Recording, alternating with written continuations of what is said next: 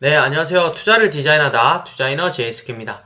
네, 오늘은 로크 기업에 대해서 알아볼게요. 어제 넷플릭스 이야기를 할 때 로크 기업에 대해서 간략하게 나왔는데 오늘은 이 기업에 대해서 조금 더 상세하게 말씀을 드리겠습니다. 기업명은 로크가 되겠고요. 기준일자는 2월 18일 오늘자 되겠습니다. 업종은 서비스 업종이고요. 시가총액은 16.42빌리언 달러예요. 현재 주가는 130불이 되겠고 퍼 EPS 모두 마이너스입니다. 아직까지 회계 기준으로 순이익은 마이너스 구간에 있고요. 공매도 비율이 무려 19.59%예요.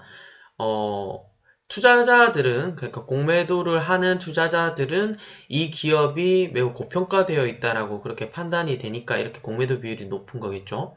배당은 지급하지 않습니다. 주가 변화를 보시면 연간 기준으로 155%나 상승을 했어요. 거의 뭐 테슬라급으로 상승을 했고요.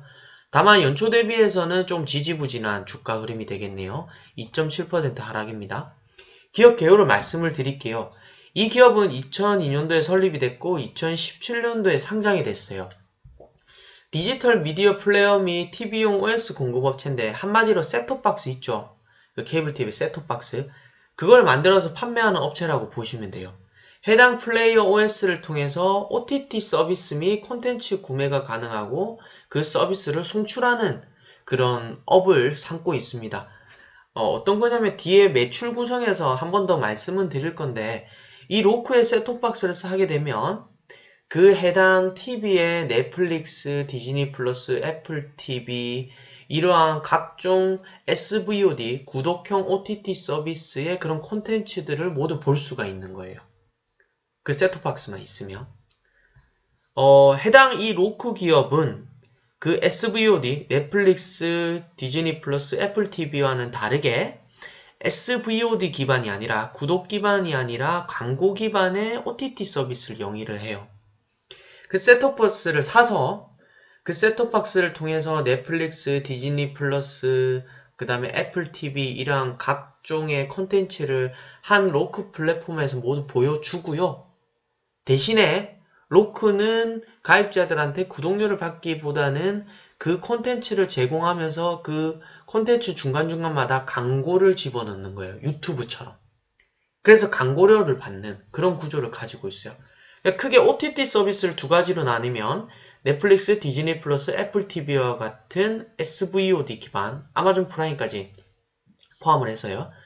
SVOD 기반의 구독 기반 OTT 서비스가 있고 로크처럼 그런 서비스를 모아서 시청자들한테 보여주고 시청자들이 그걸 볼 때 중간중간에 광고주들의 광고를 송출하면서 광고료를 받는 그런 모델인 AVOD 기반의 광고 기반의 OTT 서비스 이렇게 두 가지로 나뉘게 되는 거예요. 최근 이슈를 볼게요. 4Q 실적 발표했는데 양호한 실적을 보였어요. 활전 계정수는 지속적으로 늘어나서 3,690만 개가 되었고요. 스트리밍 시간은 117억 시간이 됐어요. ARPU 그러니까 월간 1인당 지불액, 월 평균 지불액이 23.14불이었고요. 경쟁사가 AVOD 시장에도 지속적으로 진출을 하고 있어요.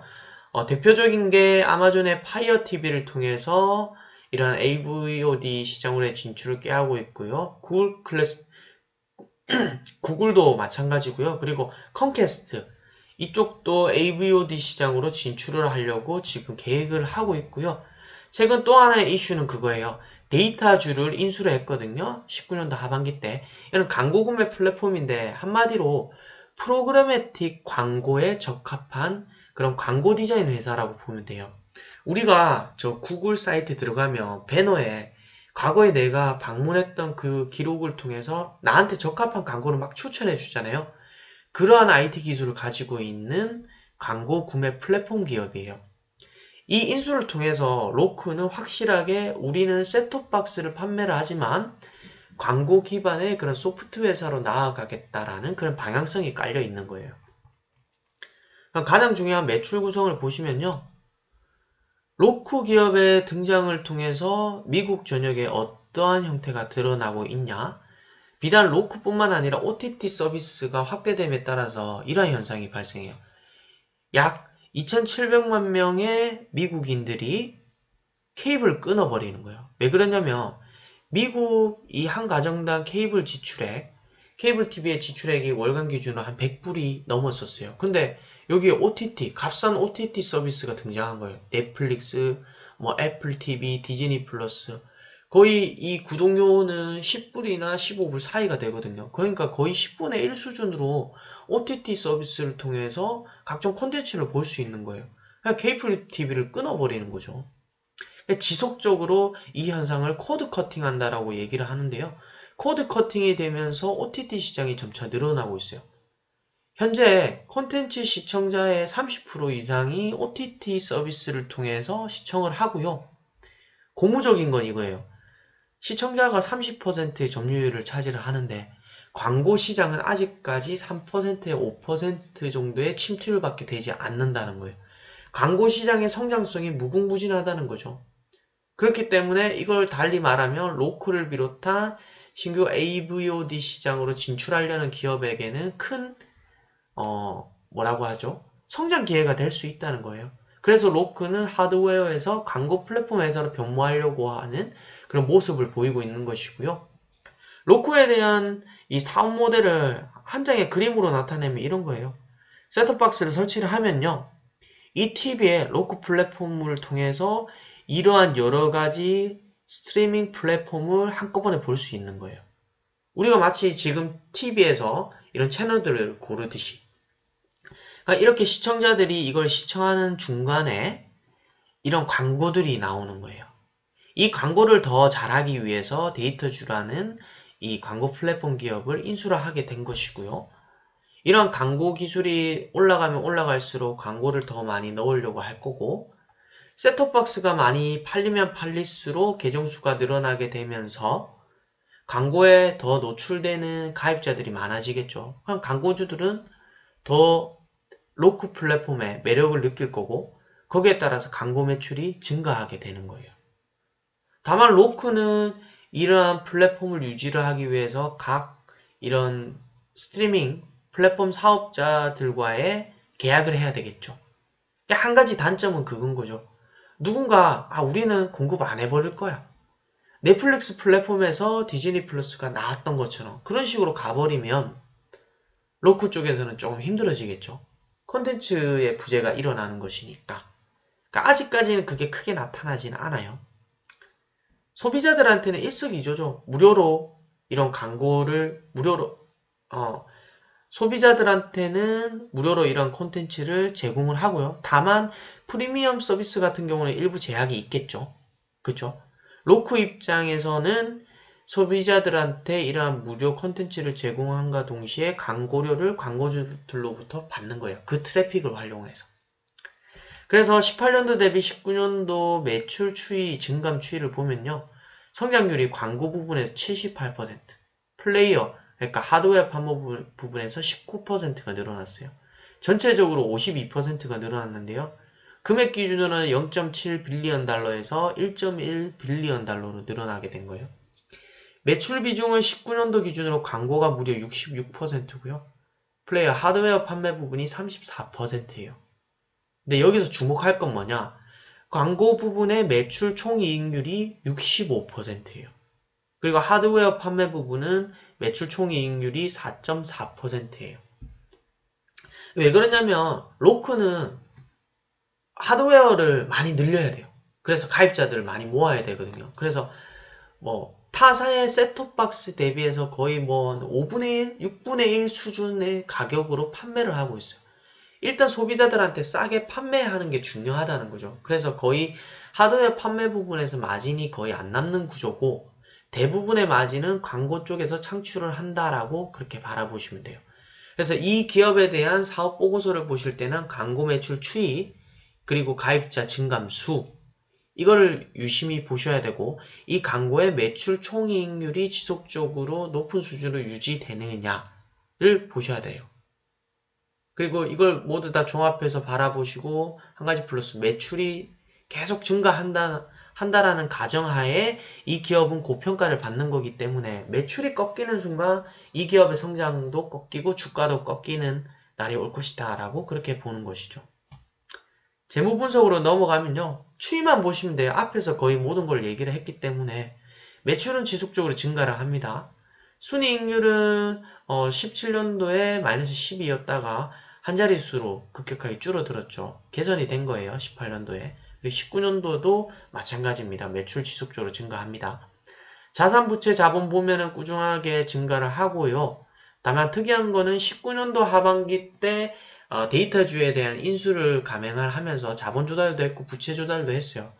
그럼에 따라서 부채 자본이 급격하게 증가를 하게 되고요. 19년도에. 성장률 추이를 보면은 매출 성장률은 4개년 연평균 성장률이 되겠죠. 18% 정도가 되는데 18년도 대비 19년도에는 몇 퍼센트다? 아까 보셨듯이 거의 성장률이 52%. 큰 성장률을 보여주고 있고 이 기업의 가이던스에 따르면 2020년도에는 1.6빌리언 달러 정도 약 현재 대비 한 50% 20년도에도 성장할 거다라고 보고 있어요. 매출 부분에서.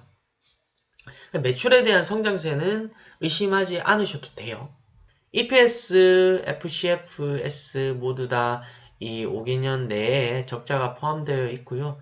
다만 17년도 대비 18년도 큰 폭으로 성장세를 이루었고요. FCFS는 좀 하락하는 모습을 보여줬어요. 매출, 배당이죠. 배당은 지급하지 않습니다. 잉여 현금 흐름 추이를 보시면은 17년도 기점으로 양전환했어요. 자본적 지출은 꾸준하게 증가하는데 영업활동 현금 흐름은 16년도 대비해서 큰 폭으로 17년도부터 양호한 흐름을 보여주고 있고요. 투자활동 현금 흐름, 재무활동 현금 흐름 모두 상승하는 그림이에요. 19년도에 데이터주에 대한 인수를 감행하기 위해 부채도 찍어내야 됐고요. 그리고 자본도 찍어내야 됐어요. 그러다 보니까 증가하는 추이를 보여주고 있는 것이죠. 한마디로 빚을 많이 냈다. 그리고 증자를 통해서 자본도 조달했다. 그렇게 보시면 될 것 같아요. 이것은 왜? 성장을 위해서. 듀폰 분석은 마이너스이기 때문에 크게 볼 건 없고요. 부채 비율 보시면 부채 비율은 오히려 감소를 합니다. 성장을 위해서 부채를 찍어냈는데도 감소한다는 것은 자본이 그만큼 늘어났다는 거거든요. 근데 자본이 늘어나려면 이익잉여금이 늘어나야 되는데 이익잉여금이 늘어나려면 순이익이 플러스해야 돼요. 근데 그건 아니었죠. 그럼 뭐다? 증자를 통해서 자본을 늘려온 거예요. 그렇게 자본을 조달함에 따라서 부채 비율은 줄어들게 되는 것이고요. 이러한 자본 조달을 통해서 모두 성장을 위한 투자로 그렇게 비용을 지불하고 있다라고 보시면 될 것 같아요. EPS, FCFS, DPS 추이를 보시면은 16년도까지는 마이너스 흐름이었다가요. 17년도에는 소폭이나마 FCFS에서 양의 흐름을 보여주고 있어요. 주식수 보시면은 아까 자본 조달을 위해서 주식을 찍어냈다고 했죠. 지속적으로 증가를 합니다. 상장 이후에. PER, PSR, 시가배당률 추이를 보면은 PER은 보실 필요가 없고요. 마이너스 흐름이에요. 시가배당률도 볼 필요가 없습니다. PSR을 보셔야 되는데 이 기업의 PSR은 현재 14.6배예요. 5년 평균 대비해서 9.5인데 5개년 평균 대비해서 53% 고평가되어 있다. 맥스가 23.9배였고 최소값이 1배 수준이었어요. 이걸 참고로 하시고 팀랭크에 따른 애널리스트 목표 주가를 보면 155불이에요. 현재 그 조사 기준 주가 대비 19%의 업사이드가 있고요. 월가 애널리스트 12명 중에 바이 의견이 8명, 홀드가 2명, 셀이 2명이에요. 목표 주가는 60불에서 200불 사이가 되겠고요. 참 로크를 판단하기는 굉장히 어려운 부분이 있죠. 퍼도 마이너스고 순이익도 아직 마이너스 구간이 있기 때문에 넷플릭스와 굉장히 유사한 흐름이라고 볼 수가 있어요. 다만 이 회사에서는 20년도 가이던스도 매출의 현재 대비 50% 성장할 거다. 고성장을 이룰 거라고 그렇게 보는 이유는 성장세가 뚜렷하다는 거죠. 거기에 자신이 있다는 거고. 글로벌 시장으로도 꾸준히 확대를 하고 있고 미국 시장 내에서도 아까 보셨듯이 광고 시장에 대한 침투율이 3%에서 5% 내지 밖에 되지가 않아요. OTT 시장 자체가. 그렇기 때문에 그 시장은 급격하게 늘어날 수밖에 없는 구조거든요. 그게 늘어나면 누가 수혜를 볼 거냐. 과연 아마존 아마존 파이어 TV라든지 구글이라든지 애플 TV 이쪽에서 진출해서 경쟁이 지금 심화되고 있는 와중에 이거를 경쟁 심화를 통해서 파이가 줄어드는 과정으로 볼 거냐. 아니면 시장 자체가 크기 때문에 너도 나도 뛰어들어서 이 시장이 크게 형성되는 과정으로 볼 거냐. 이거는 각 투자자마다 보는 시선이 다를 것 같아요. 제가 말씀드린 걸 토대로 각 투자자마다 생각을 하셔야 되겠죠. 근데 다시 한번 정리를 하자면 로크는 가입자 증가수 보셔야 되고, 가입자 증가에 따른 광고 매출 증가 보셔야 되고, 거기에 따라 실질적으로 매출이 지속적으로, 총 매출이 지속적으로 늘어나고 있는지 그걸 보셔야 될 겁니다. 이 기업은 지금 성장으로 고평가를 받고 있기 때문에 매출이 꺾이는 순간 투자를 좀 깊이 해야 되지 않을까, 그런 생각은 듭니다. 이상 투자를 디자인하다 투자이너 JSK였습니다.